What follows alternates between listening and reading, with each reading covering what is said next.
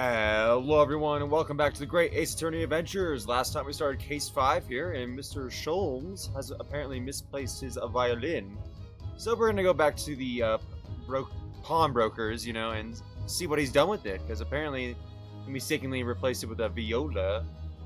Let's just go on and move. We already did quite a bit of talking last time. Oh. It looks like we have an option to go to Baker Street and Pawnbrokery. I guess let's go to Baker Street first, because that seems like a logical next step to go to. Never mind, there's nothing here. That is odd. Let's try going to the Pawnbrokery. Oh, this is nice. 15th of April, Windibank's Pawnbrokery. So this is a British pawnbrokery.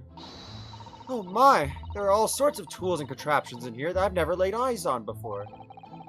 Asasada-san, and that spark of wonder in your eyes. You can't wait to scour the shelves, can you? I get the impression you enjoy places like this. Oh yes, I don't know why, but seeing such a lot of things I don't understand is a real thrill for me. My dear fellows, let us not forget why we are here. Oh, Mr. Sholmes. He's got his nice jacket on again. We are calling on matters of business, not pleasure. And clearly Mr. Sholmes means business to you, judging from the spark of fury in his eyes.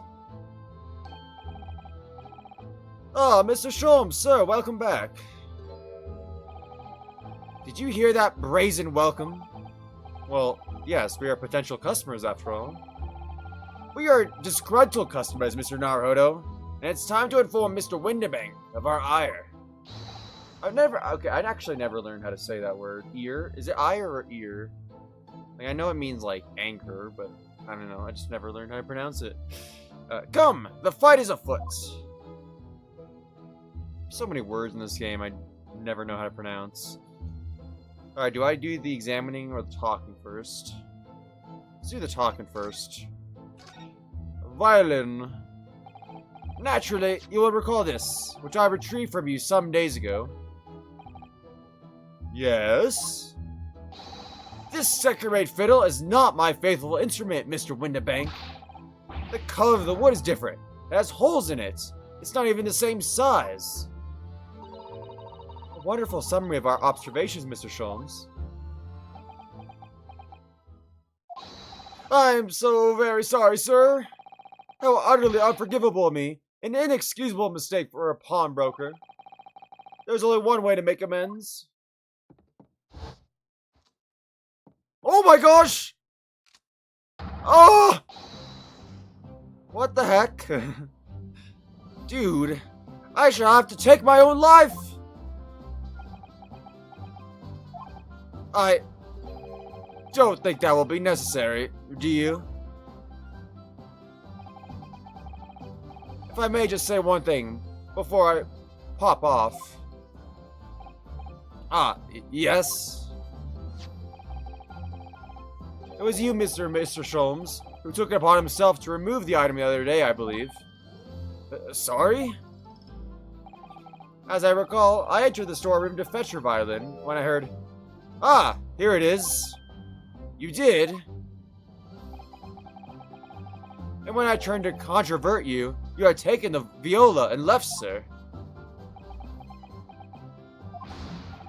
However, there can be no doubt that the blame lies firmly at my own door for allowing you to leave. Dude, put the gun down. Oh my gosh.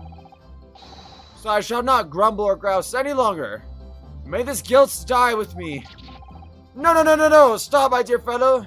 The fault is mine. What was that animation? He just like fell to the floor backwards.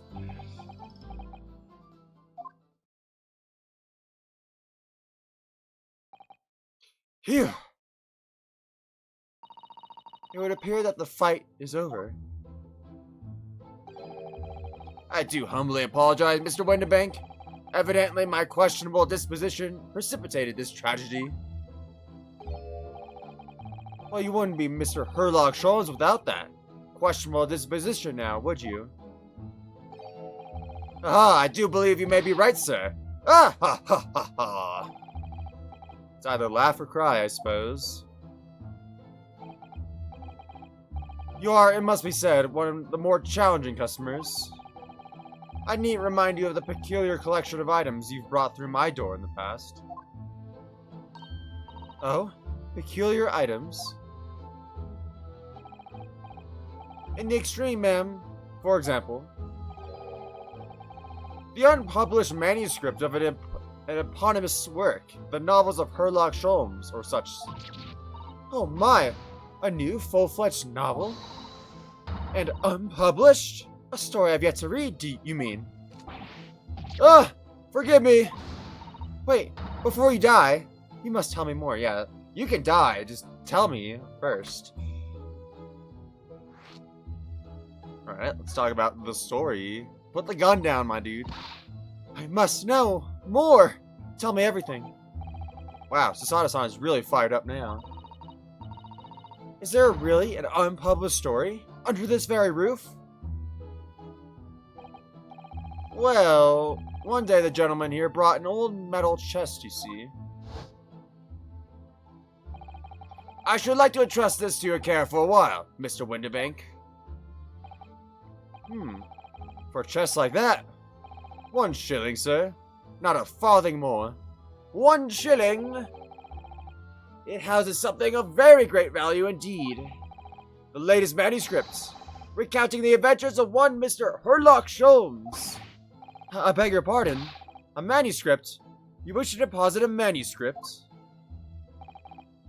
Indeed I do, for I'm confident it will be quite safe here. And that was that. As such, Mr. Sholmes' latest tale of otherworldly mystery lies dormant in my storeroom. Mr. Sholmes, is that really true? Do I sense that someone doesn't want to talk about this? I continue to pay your fee, do I not? Then kindly continue to store my belongings securely. Of course, sir. Of course.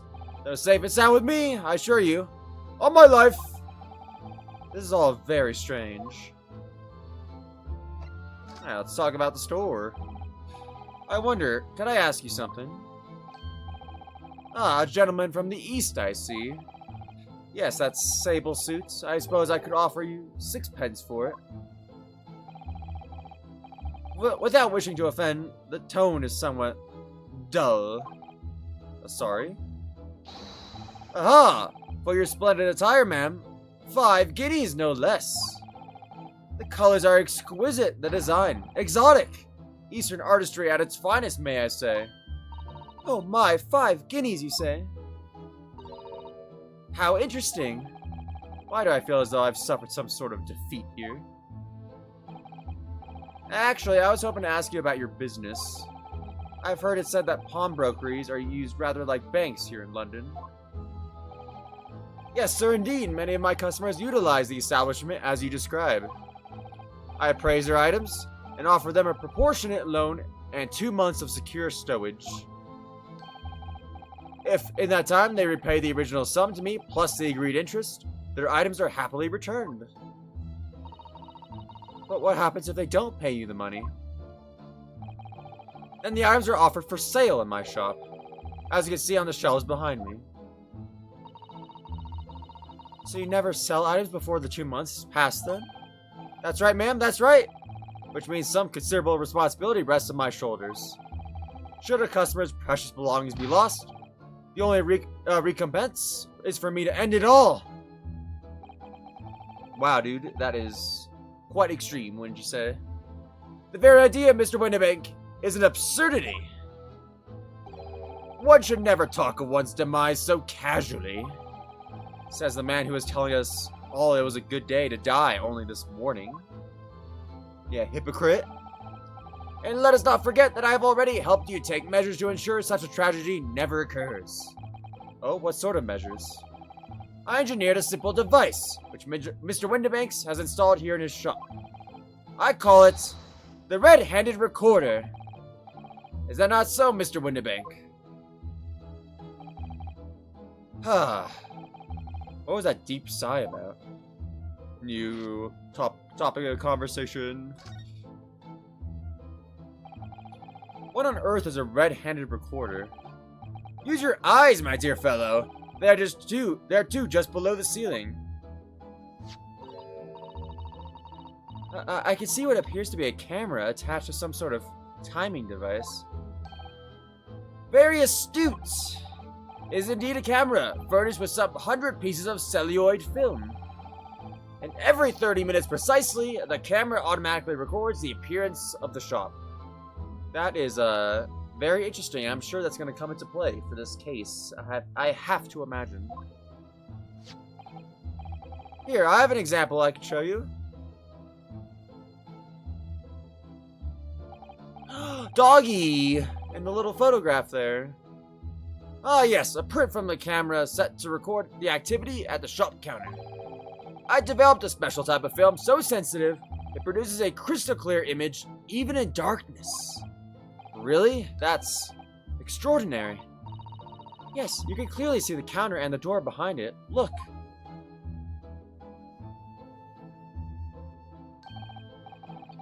So you see, were someone to enter the premises with ill intent, his identity would be summarily exposed. But it only goes off every 30 minutes, yeah. But did you not say that the photographic prints were taken at 30-minute intervals? Indeed! As you say, my dear madam. Then what if the incident were to occur in between times? One could say that would be a cruel twist of fate.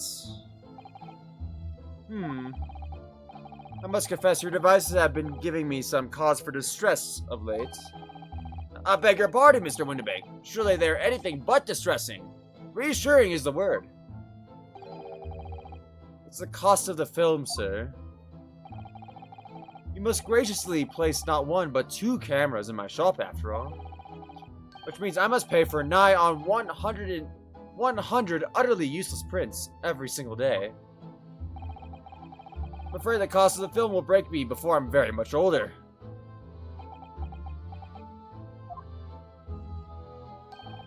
Nevertheless, a small price to pay to ensure the safety of my preferred pawnbrokery, no? My dear fellows, we verge on an age where safety and security come at a price. Oh, heaven help us. Surely you could just set up like 1, you know? Maybe 2's not needed. Now then, Mr. Sholmes, allow me to return your precious violin. Ah, the very thing. Thank you, Mr. Winterbank. Perhaps this might mark the end of the peculiar items you try to pop, because if anything were to happen to one of them, this would be the only answer! I really think you ought to stop waving that gun around. Someone could get hurt. I know, man! Come on. Fear not. Sorry. I've only loaded a single bullet, so no one but myself could possibly be harmed. That's not really what I meant. Yeah, that doesn't really help your argument, man. Good day to you then, Mr. Winterbank. It's been a pleasure as always, Mr. Sholmes. So, Mr. Naruhodo, now we can explore at last. Okay, so it seems like I needed to examine here anyway. After talking, let's examine the little sign there first. Or I guess the counter in general. Look at all that, look at that enormous ledger open on the counter there. Mr. Winterbank is, if nothing else, very particular about recording the items he accepts. He'd have to be, otherwise he'd get himself into all sorts of trouble. Which might explain the thing that catches my eye far more than the ledger. That gun. This revolver here. Do not entertain even a single thought of pilfering an article herein, my dear fellow. I assure you, Mr. Winterbank would not hesitate to draw that weapon with a speed bending his portly size. Oh, you don't mean he'd blow his brains out? Indeed, and recompense for his blunder. Oh, rather than shooting the person trying to steal the gun? Oh my. But in any case, of course we would never do such a thing. How could you even suggest it? Maybe a little scale there. There seems to be a little door hidden behind that curtain there. Oh, we're talking about the door. That leads to the storage room, where Mr. Winterbeck keeps articles that are currently in pawn. Ah, I see. There's nothing of particular interest inside. I certainly wouldn't recommend any larcenous activity. Recommend it or not, it's not something I tend to do. Tend to do? So you're saying you sometimes do it then? There is but one key, and Mr. Winterbeck keeps it in his pocket at all times. How do you know that? Before he sleeps, he places it into a small pot, which he slides under his pillow. How on earth do you know about that, Mr. Sholmes? I'm a detective, sir. It is my business to know what others do not. I am frequently assailed by information that I neither care for nor wish to retain. Mr. Sholmes, you are a wonder. And the prime suspect of this pawnbroker is ever burgled.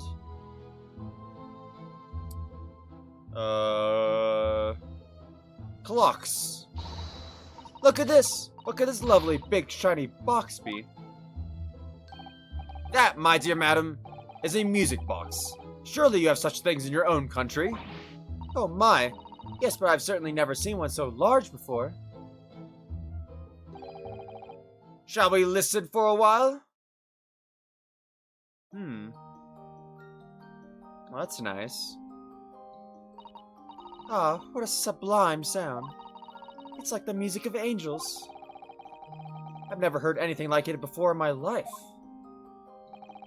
This particular specimen is of the larger variety, commonly found in public houses and restaurants. There is a metal disc inside on which the notes to be played are recorded. Simply by replacing the disc with another, any music you care to imagine can be played. So it's like a jukebox, basically. My goodness, what a simply delightful machine. Indeed, though their popularity has waned recently with the development of the gramophone, of course. Science and technology advance at such an overwhelming pace. Let's look at this shelf back here. What an assortment of things there are on these shelves here. Crockery, footwear, clocks and watches. Almost anything you can care to imagine. Those are forfeited items offered for sale by the pawnbroker. What does that really mean, though? Yeah, that means they haven't come back in 2 months to get them back. When you pawn or colloquially pop an item, the broker loans you money against its worth. He stores the item for an agreed period of time, after which the loan must be repaid. If not... Dude, he already explained this to us. Why do we need to explain it to it again? He is free to display it in his shop for sale at a price of his choosing. Oh yes, now that you've explained it, I'm noticing little price tags on everything. Of course, simply by paying the agreed interest on the loan, one can extend the period of safekeeping. So you may pawn that black garb of yours without fear, my dear fellow. My treasured university uniform? Never, it embodies my student spirit. Nothing up there. What about all these, like, dishes? Anything more to the left here? Alright, let's look to the, right now. What is this? Now, what do you suppose this rather enormous machine does? It seems to have 2 little windows for looking through. Allow me to enlighten you, my dear fellows. What you are looking at is a stereoscope. A stereoscope? Fascinating. It is aptly named, I assure you. Look through the eyepieces and see for yourself. Oh, I should be delighted to. Excuse me a moment while I just have a look. Just before you do, there's something I should point out. My dear fellows, in order to see the image properly, stereoscopically, as it were, you'll need to be cross-eyed.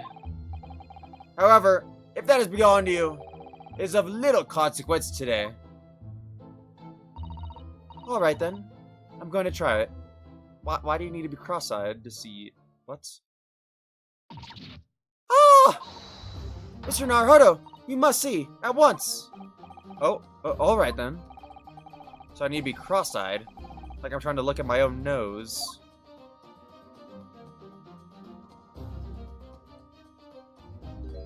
Oh, interesting.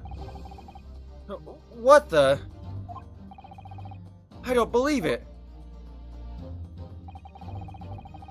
It's just a photographic print, but it seems like you could reach out and touch it. Why is the music so intense for this moment right now? Yes, the sense of depth is startling, is it not? Stereoscopes are one of London's many fads. They are often found in little stalls in the park. People queue for hours to see them. Why? Why are people meddling with such black magic? It's science! It's no magic, my dear madam. It is, well, far too complicated to explain at present. We shall save this lesson for another day. Oh. Man, why was that so exciting? Alright, calendar.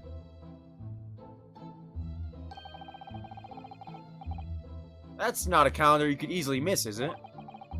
15th of April. Today's date. Yes, that's not for sale, I must point out. It is an Eastern-style page, a page-a-day calendar. Every night at midnight, I tear off the front page to reveal the following day's dates. The perfect calendar for a tearaway fellows such as yourself, Mr. Windibank. And who was it you walked out of here with who was it who walked out of here with the wrong violin before? Well, when the agreed storage period has passed without repayment, articles are forfeited, you see. So I have to keep a close eye on the date. It's something of a pawnbroker's obsession, you might say. Oh, yes. I can see you're very dedicated to your job. What is this? Look at this! Whatever could this be used for? I have no idea. Ah! Can I get a closer look, please? There's a small catch here.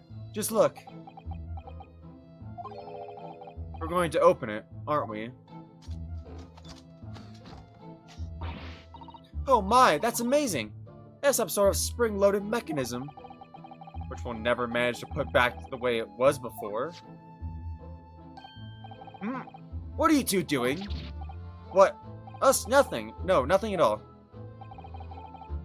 Whatever this device is, it seems to have a pair of little windows to look through. I feel as though I've seen something rather similar to this elsewhere. Wait, what? What? Only 2p for it? That ain't fair, and you know it. The article is barely worth a penny, miss. I cannot offer more. Someone else here. Sounds like there's an argument brewing over by the counter. Come on, that can't be right. Have you even had a proper butcher's at it? I've seen all I need to see, younger. Oh, is this gonna be her from before? Yes! I forget her name. Wait, don't we... I'm sure I recognize her. Oh, yes! It's the young lady! From Mr. McGilded's trial 2 months ago.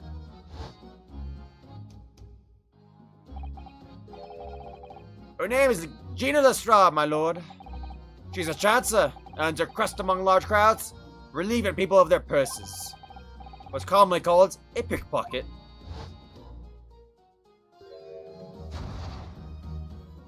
I'm not even sure what voice I gave her before.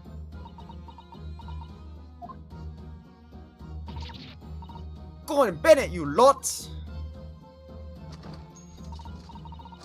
Hello, Miss Lestrade. I hope you've been well.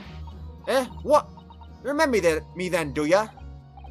Well, I remember being completely surrounded by smoke, that's for sure. So, what are you doing in here? Down and out, like the rest of us. Nothing to eat. Come to pop that black weasel. Sorry, coat, have ya? What is it about this black uniform that makes everyone comment on it? Ah, good day. Unless I'm much mistaken.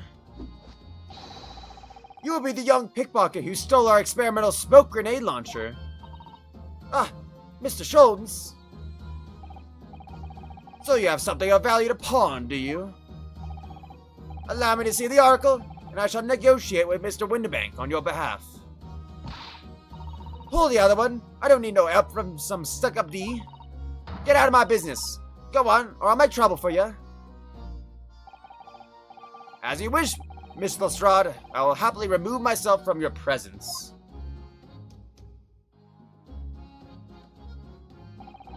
He's really done it. He's gone. I'm sorry, but as I said, there really is no room for negotiation here. What is that thing he has in his hand? Some kind of metal disc? Oh, it's probably for the music player thing. And you, go on. Leave me alone. Oh, Miss Lestrade, just pretend we aren't here. We shan't be offended in the slightest.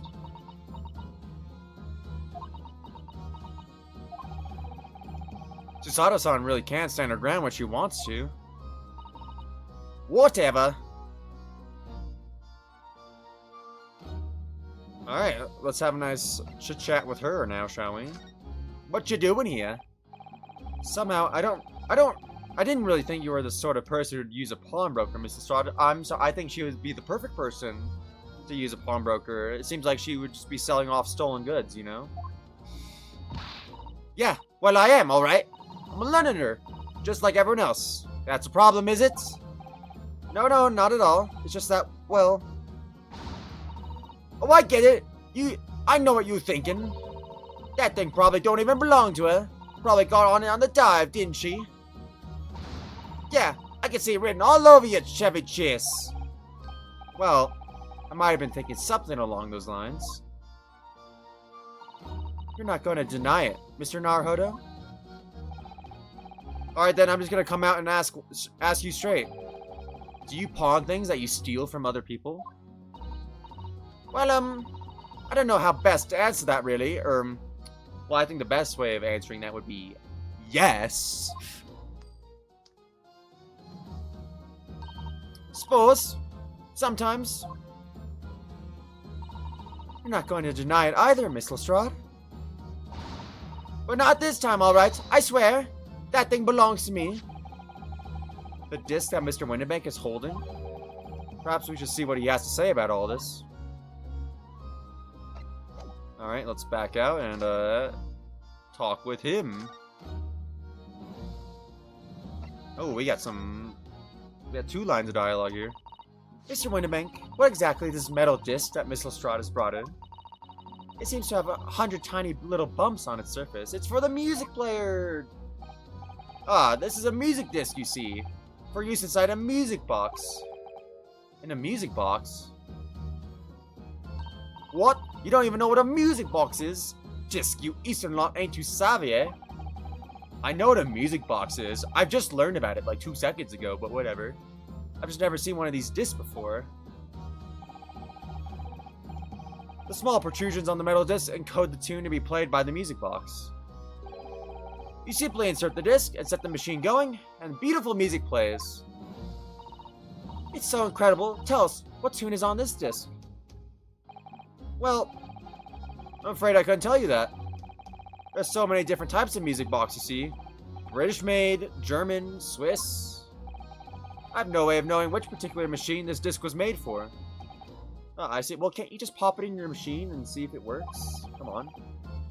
And that's it in a nutshell. I won't have any customers for an item like this, even if the young lady forfeited it.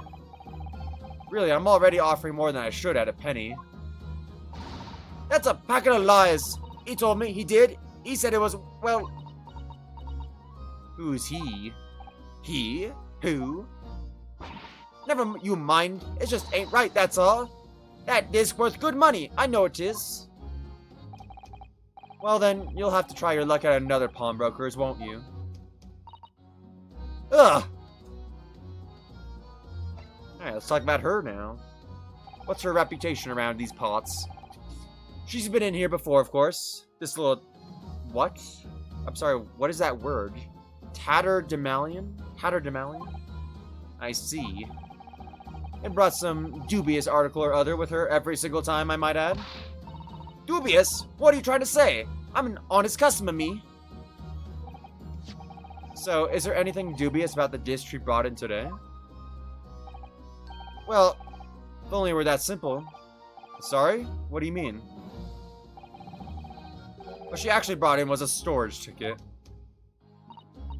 Ah, a storage ticket. So, Miss Lestrade has actually come to redeem an article from you today, is that right? Yeah, that's right. A girl like me has a lot of stuff what needs storing. Alright, yes, that's definitely dubious. The article in question would have been forfeited at midnight tonight. But as she gave me the ticket for it, and repaid both the loan and the interest, I was obliged to return the article to her. But what was the article? Do tell us, Mr. Wonderbeck. I mean, does he have to tell us this? This seems like personal information. The little scamp is wearing it, ma'am. It's the overcoat that she redeemed. Oh. What? What's wrong with that? It fits, don't it? I mean, it's mine, so of course it does. So, what about the disc then? How does that come into all this? The disc is something else. A new article to pawn, if the girl and I can agree to a price. I'm confused. I thought you said Miss Lestrade brought in a storage ticket. Dude! It's a two-step process. Come on, it's not that confusing. It's really quite simple. Yes, the child brought me a storage ticket and the money owed on it, as you say. I know. For this heavy black coat, which you returned to her, as I understood it. But then she's trying to pawn off a different thing. Come on now. Keep up, Ryunosuke. That's right, yes, and rather unsurprisingly, as soon as the little ragamuffin put the thing on, she went rifling through the pockets. Oh, you mean... What? Don't you know it's rude to stare at a lady? Ah, I see. So it came from the pocket of the overcoat, did it? Oh, okay. If you mean this disc, then yes, exactly, ma'am. And she immediately tried to pawn it. For quite a high price as well. This is all rather suspicious, I think. Give it up, I'm just trying to pawn something like anyone else would. Miss Lestrade, may I ask who deposited the overcoat here in the first place? Well, me. It doesn't really appear to be your size. Me old man! It's me old man's, ain't it? Is it, Miss Lestrade? Yes, this is definitely all rather suspicious.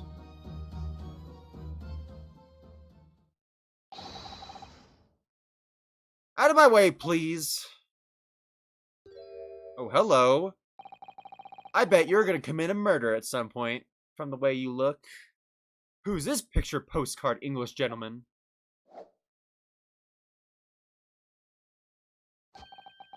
Good day to you, ladies, gentlemen.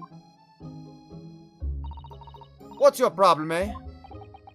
There's no problem, as long as you remove yourself. I've a matter to discuss with the proprietor.